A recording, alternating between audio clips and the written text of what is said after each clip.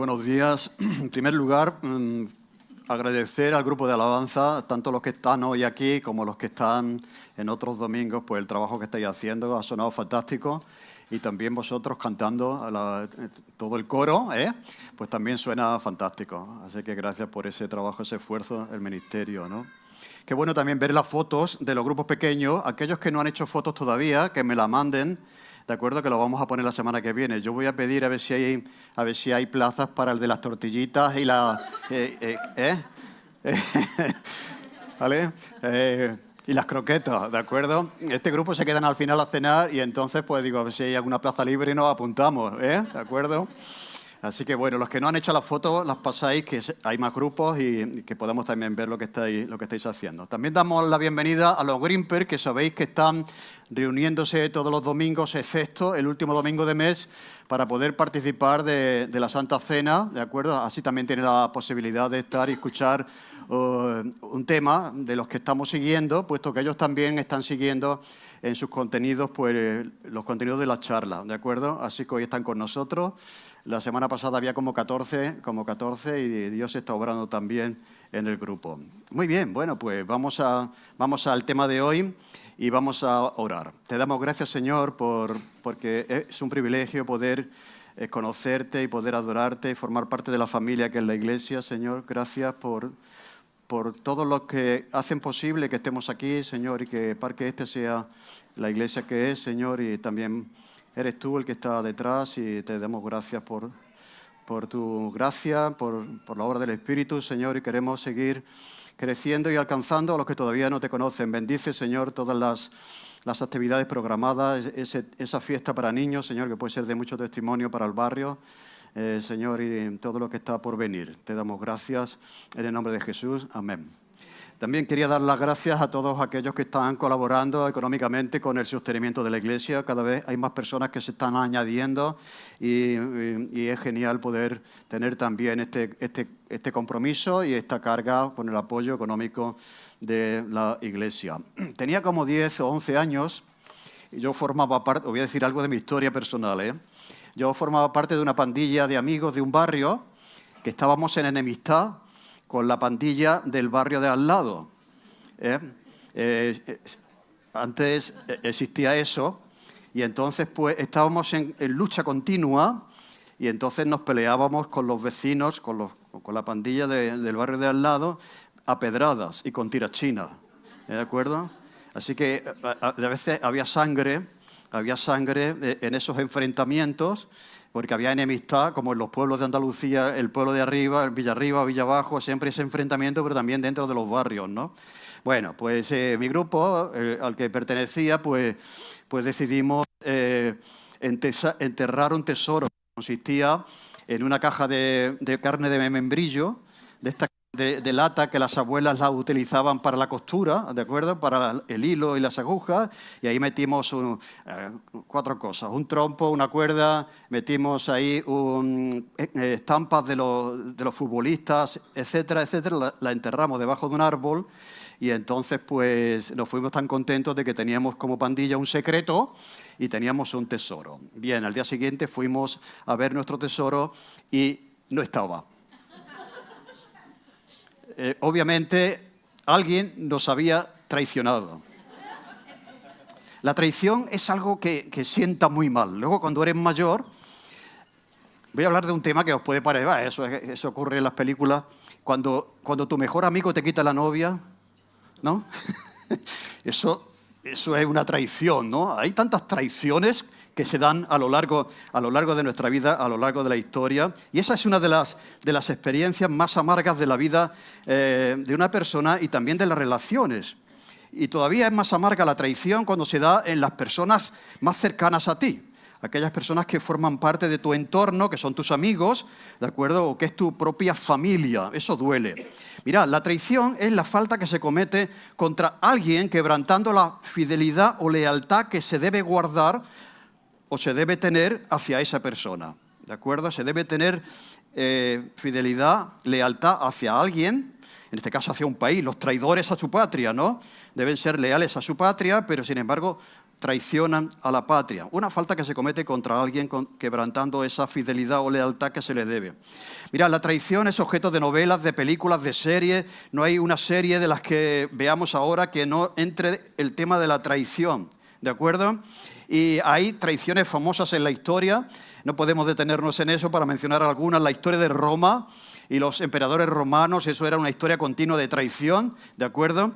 Pero en la Biblia hay algunas. Voy a mencionar 5 para poneros en el tema, ¿no? La primera, Jacob mismo, que estamos viendo, traicionó a Esaú, su hermano, para robarle la primogenitura que no le pertenecía a su hermano. Y así, a través de su madre, que él era el favorito de su madre, pues traicionó a Esaú. Dalila, la esposa de Sansón, traicionó a su propio marido y lo entregó a los filisteos. David, el rey David, traicionó a Urías, que era uno de sus soldados más valientes. Hay una lista en la Biblia de los valientes de David, y Urías era uno de los valientes de David. Era una de las personas más fieles a David, uno de los soldados más valientes. Y David traicionó a este soldado que le era fiel para robarle su mujer, Betsabé. Jesús fue traicionado por Judas. Y ahora vemos que José es traicionado por sus propios hermanos, en este caso por envidia, Jesús por dinero. Siempre hay un móvil para la traición. ¿Sabéis lo que es el móvil? Es aquello que mueve el asesinato, ¿no? Alguien ha muerto, ¿cuál es el móvil? ¿Por qué? ¿Por amor? ¿Por dinero? Siempre hay un móvil para un asesinato y también para la traición. Y tiene que ver, la mayoría de las veces, con la envidia, con el poder, con la posición, con el sexo o con el dinero. Así que la traición es un acto muy doloroso, es un acto desleal que contrasta completamente con la compasión, el perdón, la lealtad que mostró Jesús y que nos pide a nosotros como discípulos que mostremos con todo el mundo. Pero yo pienso que tarde o temprano todos seremos traicionados. ¿De acuerdo? Tarde o temprano alguien te clavará un puñal por la espalda, ¿no? Y te sentirás traicionado por alguien que puede ser una persona allegada a ti. Y puede que tarde o temprano también nosotros cometamos alguna traición hacia alguien al que debíamos fidelidad o lealtad. Yo creo que hay grandes traiciones. Las que he mencionado aquí son 5, son grandes traiciones, ¿no? Con resultado de muerte, un resultado de robar una mujer, a su marido fiel, etc. Todo eso son grandes traiciones, pero yo creo que también hay pequeñas traiciones que cometemos cuando miramos para otro lado y no defendemos una injusticia. No nos queremos implicar y miramos para otro sitio, dejando solo al objeto de la traición o de la injusticia. La traición siempre duele, pero duele mucho más cuando procede de las personas más cercanas a nosotros y también de las que menos te lo esperas, como el caso de José, que procede de sus propios hermanos. Vamos a ver la traición de los hermanos de José contra José. Génesis capítulo 37, 12 al 36. Después fueron sus hermanos a apacentar las ovejas de su padre en Siquem. Y dijo Israel a José: tus hermanos apacientan las ovejas en Siquem, ven y te enviaré a ellos. Y él respondió: heme aquí. E Israel le dijo: ve ahora, mira cómo están tus hermanos y cómo están las ovejas, y tráeme la respuesta. Y lo envió al valle de Hebrón, y llegó a Siquem, y lo halló un hombre andando él errante por el campo, y le preguntó a aquel hombre diciendo: ¿qué buscas? José respondió: busco a mis hermanos, te ruego que me muestres dónde están apacentando. Aquel hombre respondió: ya se han ido de aquí, y yo les he oído decir que vamos a Dotán. Entonces José fue tras sus hermanos y los halló en Dotán. Cuando ellos lo vieron de lejos, antes que llegara cerca de ellos, conspiraron contra él para matarle. Y dijeron el uno al otro: he aquí viene el soñador. Ahora pues venid, matémosle y echémosle en una cisterna, y diremos: alguna mala bestia lo devoró, y veremos qué será de sus sueños. Y cuando Rubén oyó esto, lo libró de sus manos y dijo: no lo matemos. Y les dijo Rubén: no derraméis sangre, echadlo en esta cisterna que está en el desierto, y no pongáis mano en él, y por librarlo así de sus manos, para hacerlo volver a su padre. Sucedió pues que cuando llegó José a sus hermanos, Ellos quitaron a José su túnica, la túnica de colores que tenía sobre sí, le tomaron y le echaron en la cisterna. Pero la cisterna estaba vacía y no había en ella agua. Y se sentaron a comer pan y alzando los ojos miraron y aquí una compañía de ismaelitas que venían de Galaad y sus camellos traían aromas, bálsamo, mirra e iban a llevarlo a Egipto. Entonces Judá dijo a José, a sus hermanos, ¿qué provecho hay que matemos a nuestro hermano y encubramos su muerte? Venid y vendámosle a los ismaelitas y no sea nuestra mano sobre él, porque él es nuestro hermano, nuestra propia carne. Y sus hermanos convivieron con él, y cuando pasaban los madianitas, mercaderes, sacaron ellos a José de la cisterna y le trajeron arriba y le vendieron a los ismaelitas por 20 piezas de plata. Y llevaron a José a Egipto. Después Rubén volvió a la cisterna, porque él no estaba presente, se había ido, y no halló a José dentro, y rasgó sus vestidos, y volvió a sus hermanos y dijo, el joven no aparece, ¿y yo a dónde iré? Entonces tomaron ellos la túnica de José y degollaron un cabrito de las cabras, y tiñeron la túnica con la sangre, y enviaron la túnica de colores y la trajeron a su padre. Esto hemos hallado, y dijeron, esto hemos hallado, reconoce ahora si es la túnica de tu hijo o no. Y él la reconoció y dijo, la túnica de mi hijo es, él mismo se la había regalado, alguna mala bestia lo devoró. José ha sido despedazado. Entonces Jacob rasgó sus vestidos y puso cilicio sobre sus lomos y guardó luto por su hijo muchos días. Y se levantaron todos sus hijos y todas sus hijas para consolarlo. Mas él no quiso recibir consuelo y dijo, descenderé enlutado a mi hijo hasta el Seol. Y lo lloró su padre. Y los madianitas lo vendieron en Egipto a Potifar, oficial de Faraón, capitán de la guardia. Bien, ya hemos leído esta historia, la hemos leído, estamos siguiendo la lectura del contenido de la serie y también la conocemos de siempre. Vemos a José como un tipo de Cristo que también va a ser entregado como Jesús lo fue por dinero. Pero vemos aquí cómo se gesta una traición, el proceso que sigue la traición. ¿De acuerdo? Primero se piensa. Luego se justifica, luego se ejecuta y luego se encubre. Todo eso lo podemos ver en ese proceso de la traición. Hay una espiral que ya viene de atrás. Decíamos que la historia de José, el contexto en el que vive, la educación que recibe, el ambiente familiar, es como un barril de pólvora que tarde o temprano va a explotar. Se está sembrando el enfrentamiento entre hermanos, el favoritismo, una serie de cuestiones que tarde o temprano van a explotar, ¿no? Y aquí vemos cómo explota todo eso que ya viene de atrás, ¿no? Entonces, en primer lugar, la conspiración. Dice el texto que los hermanos estaban trabajando en el campo y Jacob le dice a José que vaya, y es interesante que lo que dice el texto en hebreo es que para ver si están en paz. A ver si están en paz. De alguna manera, ya veremos más adelante que estos hermanos también estaban enfrentados. ¿Os acordáis más adelante cuando José ya se da a conocer a sus hermanos y les dice, mira, volved en busca de Jacob, mi padre, no os preocupéis, yo os voy a cuidar, no pasa nada. Dice, no os peleéis por el camino. Así que la semana pasada veíamos que una cosa frecuente en la relación entre hermanos son las peleas, ¿de acuerdo? Entonces, es muy interesante aquí porque Jacob le envía no solamente para llevar comida, para interesarse por ello, porque también habían entrado en un terreno peligroso, sino también para ver si se están peleando o no, ¿de acuerdo? Eran hijos de diferentes mujeres y también estaban ellos enfrentados. Imaginad lo que puede pasar cuando están solos en el campo, ¿de acuerdo? Pero vemos aquí que los celos, la envidia, se va acumulando con el paso del tiempo y finalmente llega a un punto de desear la muerte de José. O sea, esto es tremendo, ¿no? Seguro que las conversaciones que ellos mantenían, y de hecho se ve, todavía José viene de lejos y ya están hablando de José. Están hablando a sus espaldas, ¿de acuerdo? Ya están conspirando para matarle. Y seguro que las críticas, las conversaciones, como allí no tenían internet, el teléfono ni la radio, seguro que era darle caña a José y darle caña a su padre por el privilegio que sentía hacia José y no también hacia ellos, ¿de acuerdo? Entonces seguro que ese era el ambiente que se daba cuando esos hermanos estaban en el campo. Lo cual quiere decir que nadie mata a nadie de la noche a la mañana. Es un proceso que comienza primero matando a la persona en tus pensamientos.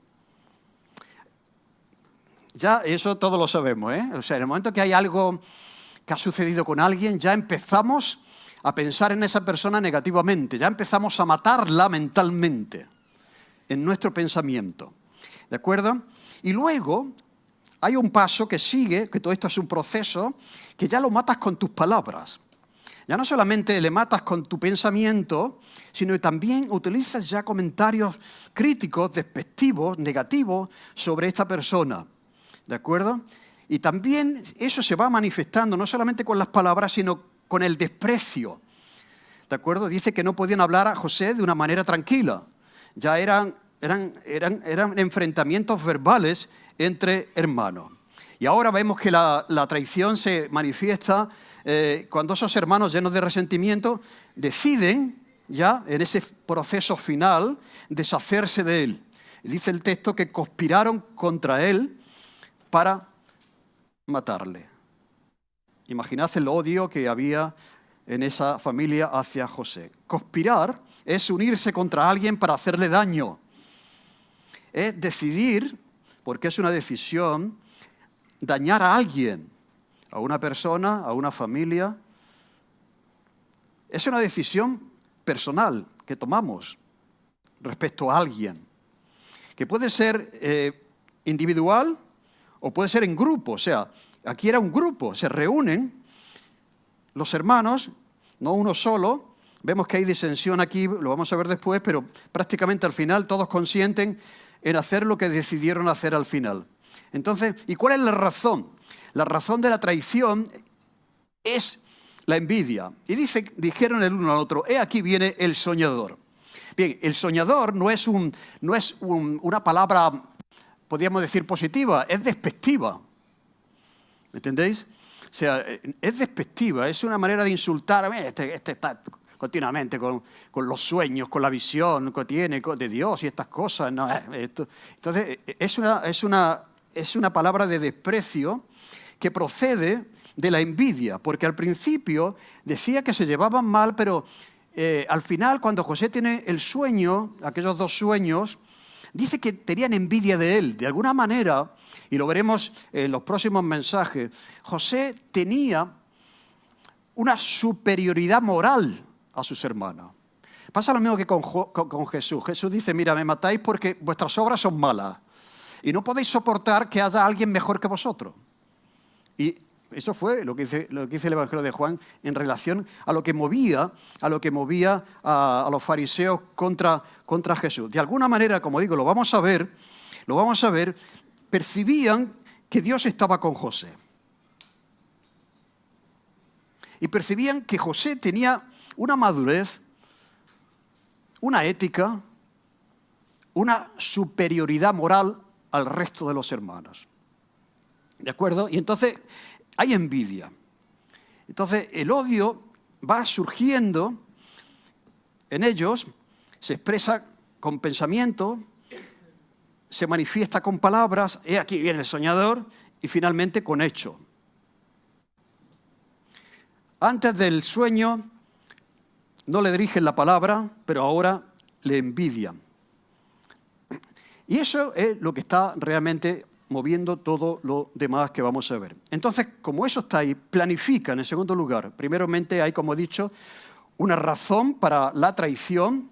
En segundo lugar, hay una planificación. Ahora pues, venid y matémosle y echémosle en una cisterna y diremos, alguna mala bestia lo devoró y veremos qué será de sus sueños. Aquí ya están reunidos, ¿de acuerdo? Planificando esto. Es el odio que no solo desea la muerte, sino que mata. Eso lo vemos hoy día cuando salen noticias en televisión, la violencia de género, los maridos que matan a sus mujeres. Y dice uno, ¿cuánto odio tiene que haber detrás de una persona para lanzarle gasolina o ácido a la cara de una exnovia o de una expareja y prenderle fuego?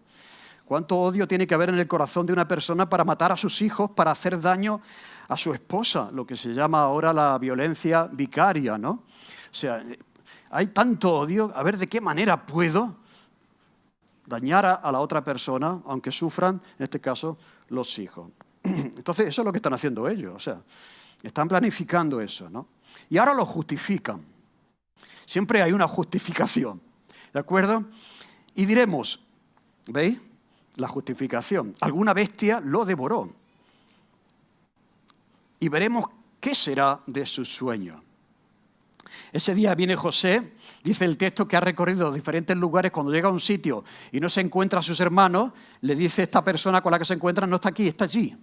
Pues esos son 40 kilómetros más que hizo José andando. Probablemente José llevaba algo de comida para sus hermanos, pero la intención principal de José era a ver si se estaban peleando, a ver si estaban en paz, ¿de acuerdo? Y él no podía imaginar que estaban tramando eso contra él, ¿de acuerdo? Así que vemos aquí una expresión de la maldad humana, llevando hasta el punto de la muerte de un hermano, ¿de acuerdo? Pero vemos al mismo tiempo entrelazado en ese suceso expresiones de la acción y la providencia divina. Voy a mencionar 3. Al mismo tiempo que los hombres están pensando en lo malo, en maldad, planificando todo eso, Dios está obrando también. Vamos a ver 3 manifestaciones de la providencia divina. Dios escribiendo recto en los renglones torcidos que están escribiendo esos hermanos de José. Dice que la intención de ellos era matarlo, acabar con él, quitárselo de en medio. ¿De acuerdo? Pero aquí vemos ya intervenir a Dios a través de Rubén. Dice versículo 21 que cuando Rubén oyó esto, lo libró de sus manos y dijo, no lo matemos. Y les dijo Rubén, no derraméis sangre, echadlo en esta cisterna que está en el desierto y no pongáis mano en él por librarlo. Lo hacía para librarle así de sus manos, para salvarle la vida, para que volviese vivo a su casa. Mira, Rubén era de los que más motivos tenía para deshacerse de su hermano José, porque José era el menor y Rubén era el mayor. Al que le correspondía la primogenitura era a Rubén, y resulta que en lugar de favorecer su padre al mayor, a Rubén por derecho, resulta que favorece a José, que es el menor. En un sentido, pues él se siente responsable por su hermano, aunque podría tener más razón que ninguno para quitarle de en medio, porque lo que José recibía de su padre le perjudicaba personalmente más a él. Pero ahí vemos ya a Dios obrando e impidiendo que se cometiese un asesinato, ¿no? Esa es la intervención divina, en este caso con Rubén, para impedir que lo que ellos han planificado suceda. Bien, pero al mismo tiempo se está ya ejecutando la traición. No solo se ha planificado, se ha justificado, sino que aquí se ejecuta. Sucedió pues que cuando llegó José a sus hermanos, ellos quitaron a José su túnica, la túnica de colores que tenía sobre sí, y le tomaron y le echaron en la cisterna, pero la cisterna estaba vacía y no había en ella agua. La túnica era un símbolo y tenían que desprenderse de eso como fuese. Nos recuerda también a Jesús antes de la cruz, que le despojaron de sus ropas, por eso José es un tipo de Cristo, le despojaron de su túnica y se burlaron de él, ¿de acuerdo? Entonces, tú eres el rey de los judíos, le quitaron la ropa y entonces se burlaban de él. Entonces, eso les recordaba siempre y les enardecía siempre aquello de que tú vas a reinar sobre nosotros, en ninguna manera tú vas a ser nuestro líder, no aceptamos tus sueños, ni tu posición, ni tu liderazgo en esta familia, ¿de acuerdo? Así que están ejecutando ya esa traición.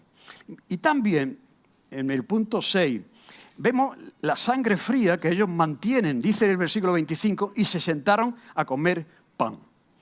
¿Cómo puede uno después de matar a un hermano sentarse a comer? Eso también lo vemos en televisión, ¿eh? Aquella persona que mata a sus padres y se sienta a jugar con la Play. Y dice uno, por esto, ¿cómo es, no? O sea, no hay un atisbo de culpa, una sensación de no hemos hecho bien. Nada de eso, se sientan a comer tranquilamente mientras su hermano está en el fondo del pozo. ¿Y qué está haciendo José en el fondo del pozo? Menos mal que no había agua, esa es otra muestra de la providencia divina, porque se hubiese ahogado allí debajo, ¿no? Pero ¿qué está haciendo José en el pozo? Parece ser que José no dice nada, está callado, ¿no? Porque todo aquello tuvo que generar cierta llega José, se van a él, imaginaros, 11 hermanos, 11 personas contra una, con 17 años, o sea, que ellos le rodearon y además iban con el de las ovejas y cualquiera se resiste a 11 personas, ¿me entendéis? Entonces tuvo que haber violencia, forcejeo, lo cogen, le tiran allí, ¿me entendéis? Pero ¿qué hace a José? Aparentemente no hace nada. El texto dice que no dice nada, pero mirad, cuando vamos más adelante al libro de Génesis capítulo 42, 21, y ya estamos en otro momento, ya José gobierna Egipto, ya se ha dado a conocer, se está dando a conocer a sus hermanos, dice el texto que empiezan a tener una convicción de que algo habían hecho mal en este momento, pero no lo habían tenido en el momento que lo tuvieron que tener. En el momento que ejecutan la acción no tienen ninguna carga de conciencia. Pero más adelante dice que dijeron, verdaderamente hemos pecado contra nuestro hermano, Génesis 42, 21, pues vimos la angustia de su alma cuando nos rogaba y no lo escuchamos. Por eso ha venido sobre nosotros esta angustia. Lo cual quiere decir, por el texto posterior, que José no estaba callado, estaba diciendo, ¿pero qué estáis haciendo? Que soy vuestro hermano, ¿pero qué? ¿Me entendéis? Por favor, dejadme, parad ya, esto es un juego, ¿no?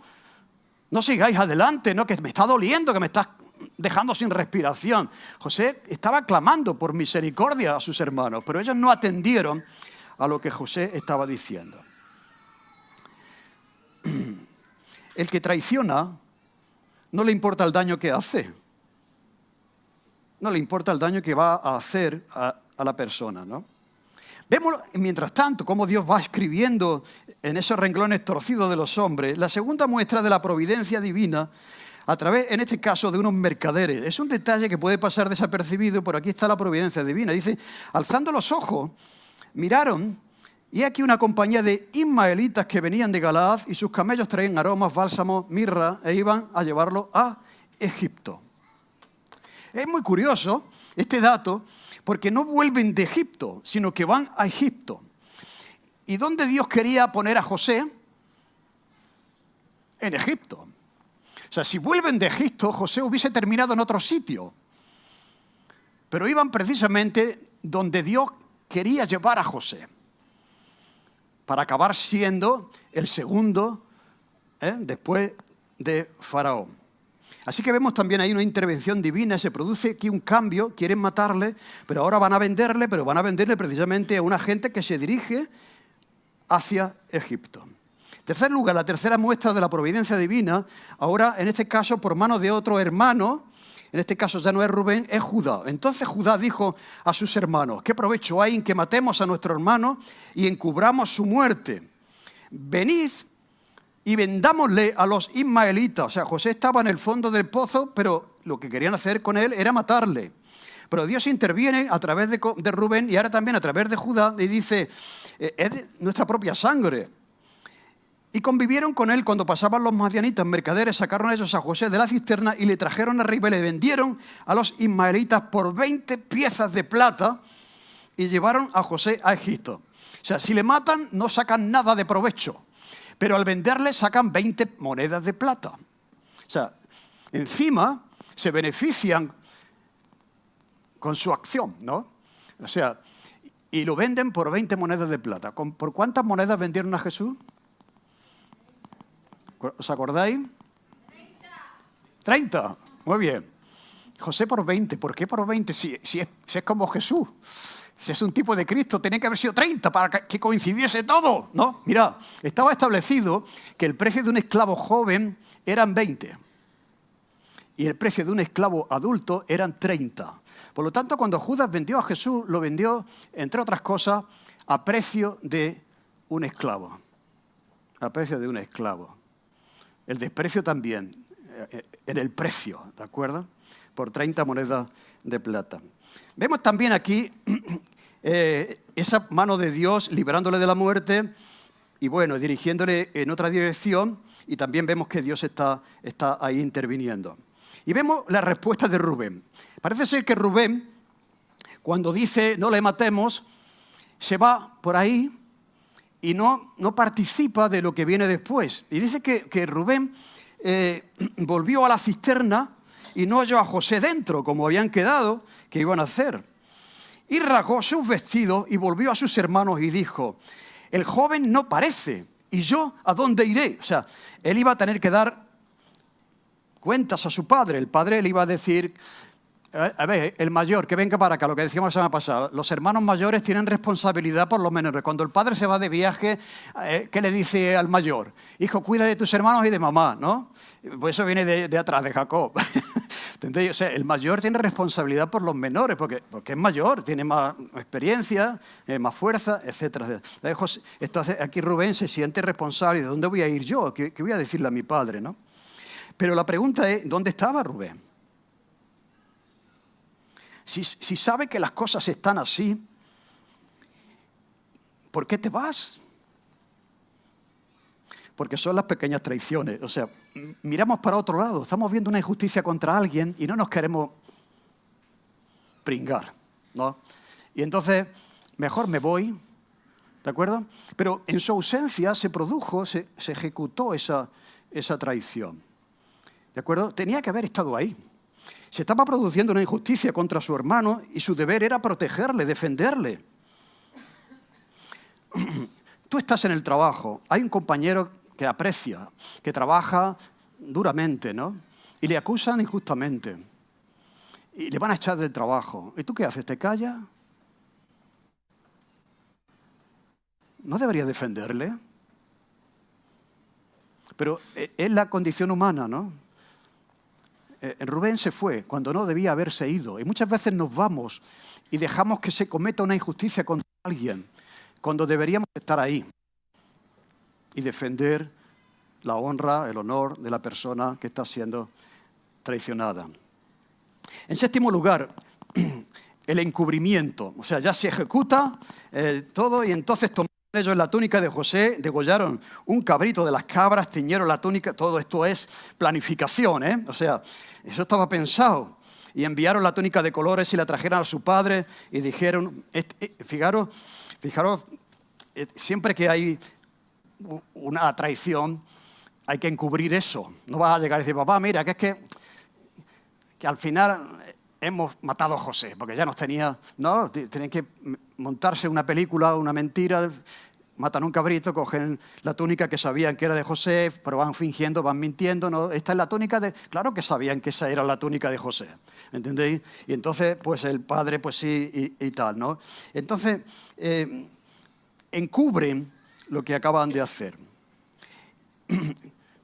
Esto es otra maldad también, añadida, porque esto hace mucho daño a su padre, Jacob. Amaba a José y la pérdida de José, luego lo vemos más adelante cuando también Benjamín está en peligro. Cuando José dice, mi padre vive, sí, hay más hermanos, sí, ¿de acuerdo? Pues que venga Benjamín, ¿no? Pues Jacob no puede, Jacob dice, yo no puedo, he perdido un hijo, no puedo soportar perder a otro, ¿de acuerdo? Eso vendrá más adelante, ¿no? Pero es una crueldad que estuvieron manteniendo. ¿Sabéis cuánto tiempo pasó entre que José, en este sentido, se presenta esa justificación hasta que ya Jacob ve a José? 20 años. Pasaron 20 años estos hermanos conviviendo con una mentira. O sea, el padre estaba comiendo allí con los hijos y de pronto a Jacob se le cae una lágrima pensando en José y ellos, qué bueno era José, cuánto le queríamos, de acuerdo, de verdad, ¿no? Y era mentira. Y su padre sufrió por 20 años esa mentira. Lo que son las mentiras familiares. Hay una anécdota, hay un montón de ilustraciones, pero voy a decir una. Una madre estaba a punto de morir y entonces pues le quedaba poco tiempo y entonces pidió a su hijo que viniese, quería despedirse de él. Le dice, hijo, tengo que confesarte una cosa. El que tú crees que es tu padre no es tu padre. Yo tuve una aventura y tu padre no lo sabe. O sea, ese hijo no era hijo de su padre. O sea, esa madre había estado mintiendo a su marido durante toda la vida. y a ese hijo. ¿Esto pasa o no?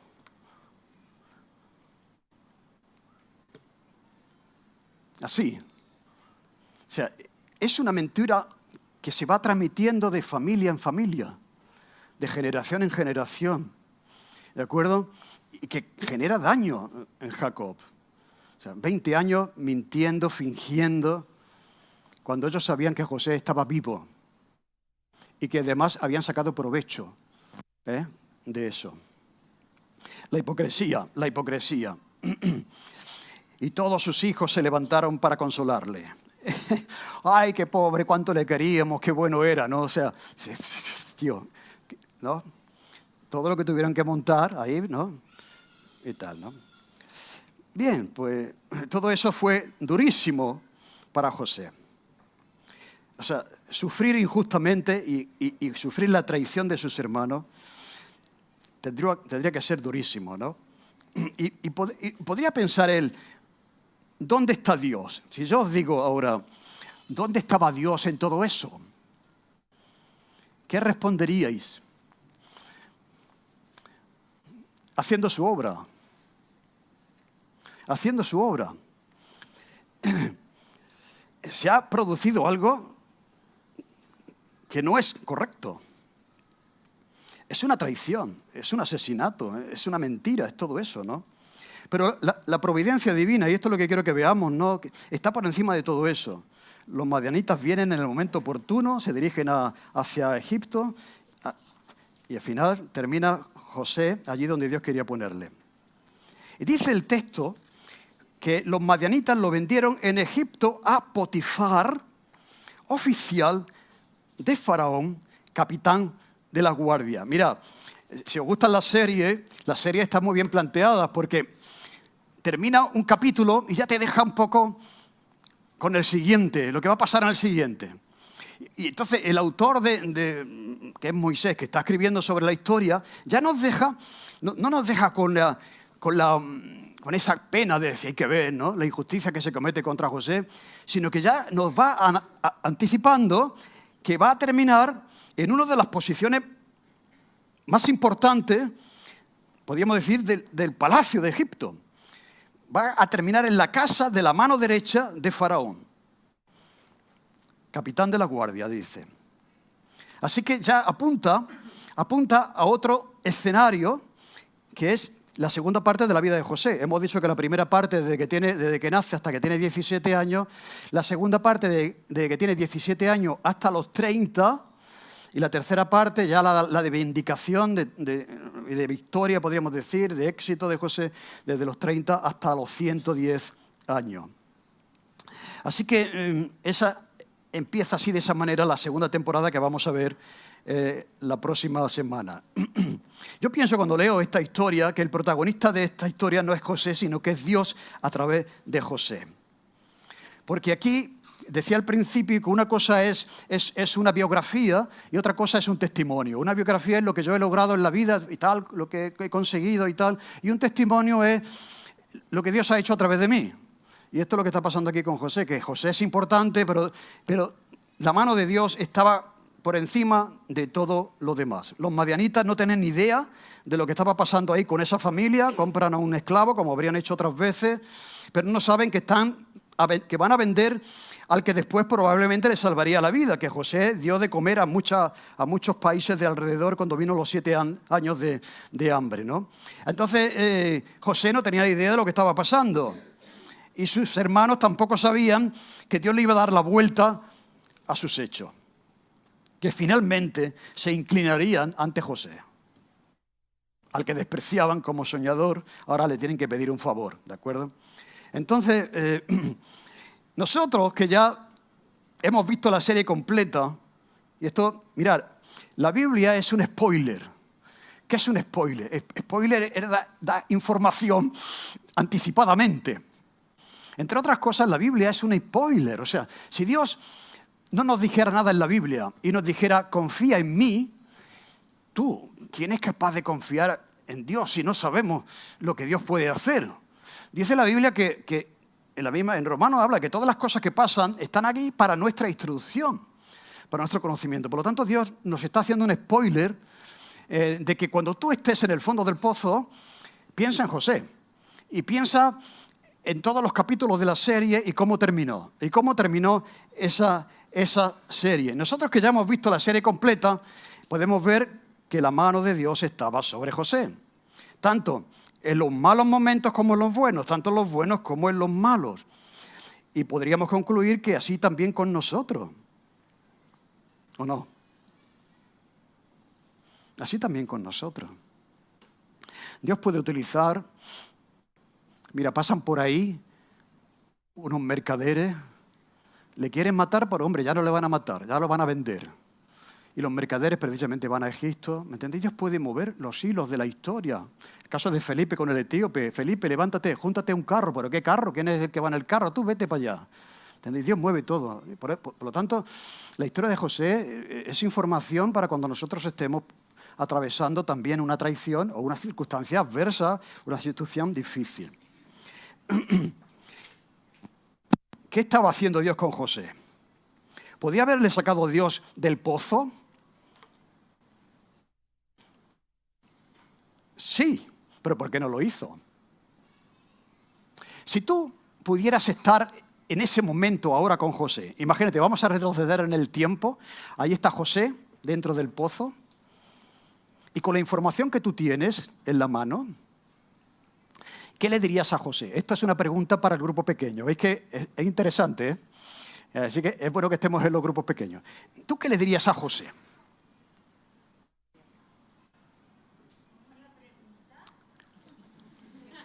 ¿Le sacarías del pozo?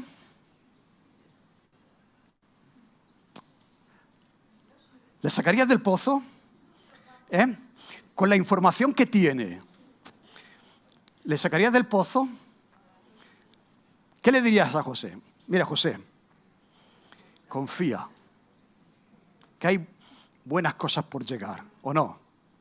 Pero si le sacas del pozo, probablemente hubieses impedido que José hubiese terminado en Egipto, hubiese vuelto a la casa de su padre. Bien, mira, vamos, siempre que podemos librar a alguien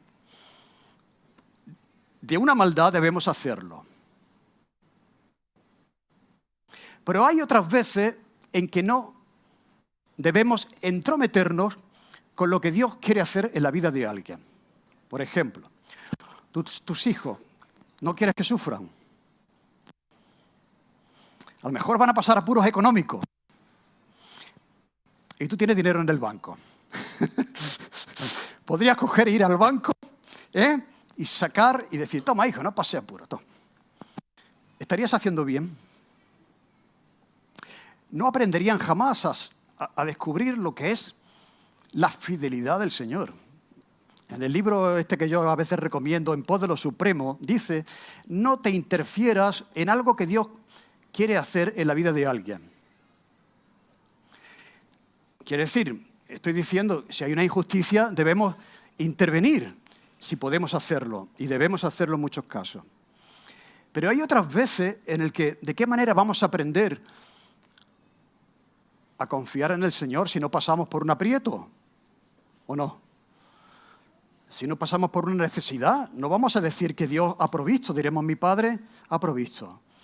¿Me entendéis? Entonces, eso forma parte de la instrucción de Dios para la vida de José. Lo cual quiere decir que antes, esto es un principio que se da siempre. Antes de la gloria viene la cruz. No hay gloria sin cruz. Ese bosquejo lo siguió Jesús, la gloria descendió, se humilló y la gloria. Y lo vemos en todos los personajes de la Biblia. O sea, José, en el fondo, si no pasa por la escuela de la aflicción, no hubiese podido llegar donde llegó. ¿Entendéis? Dios le estaba preparando, lo mismo que Moisés, 40 años cuidando ovejas en el desierto, para que luego poder enfrentarse a todas las críticas de todos aquellos. Hoy no hay para comer, hoy, ¿por qué nos has traído por aquí? No, mejor que nos volvamos a Egipto. ¿No? Dios tiene que forjar un carácter primero y lo suele hacer en el yunque de la aflicción. ¿No?